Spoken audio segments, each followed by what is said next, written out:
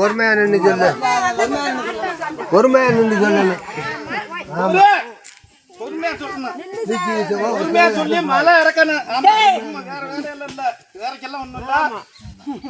அந்த அவரு நேத்திக்கண்ண வேற அவர் என்ன நினைச்சு வந்தாரோ வந்துட்டாரு. சொல்லு. ஆமா எப்பா பொறுமையா சொல்லு. சில காலமா நஷ்டமாக்கி விட்டான். ஆமா இன்னைக்கு இருந்து இந்த நிமிஷம் இருந்து என் வாசலை விட்டு போனதுல இருந்து செல்வாயத்தை கொண்டு கொடுக்குறேன். சரி எனக்கு ராமனுக்கு டேய் எனக்கு சுத்த சைதம் தான்டா.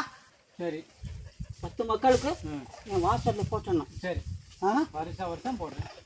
வருஷம் வருஷம் போட்டு அதே மாதிரி எனக்குன்னு இதுல ஒன்று நிறுத்திடணும். சரி நான் தேனில் தான் குடிக்கணும். ஆமா ஆமா என்னப்பா? அதான் அன்னைக்கு அங்க வந்து சொன்னேன். ஆமா உன் பிள்ளைக்கு டேய் நான் பட்டம் வாங்கி கொடுத்த பிறகு சரி அரசாங்க பட்டம்டா.